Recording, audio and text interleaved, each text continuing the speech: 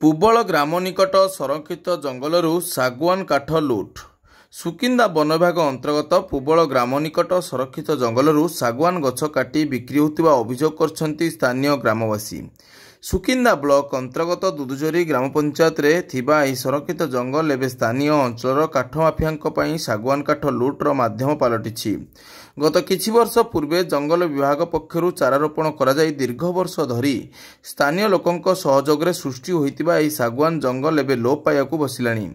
रविवार दिन किछि काठ माफिया एही जंगलरू सागवान गछ काटी नेउथिबा बेले ननै पारी सही निकटरे थिबा धान बिलरे लुचाई रखिथिबा ग्रामवासी रविवार दिवा 2 घटिका समय देखियाकु पाइथिले।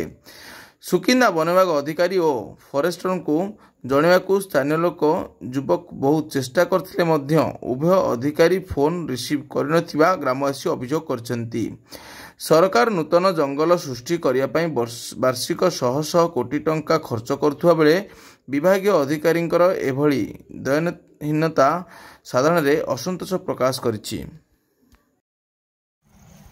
मो बोतलंडा गाँव री अनिल स्वाई मोर खेत पाखे काठ जबत कर रखी सागवान गछ हाणिकी आणिकी बिक्री कर सब पाखपाख गाँ मानक बिक्री कर मो खेत सब नष्ट कर सब बिलरे नुचई रखी मुझे जबत करके काठ रखि से जो जबत रखी से नुचिकी सब टिकी पलैले गाँव को पलैले तदंत एक्शन किसी नि पुबल गाँव जितक गाँव लोक अच्छा सब एम सब काठ बेपार करके सागवान गण को सब नष्ट कर सारे धरिया प्रयास करूँ।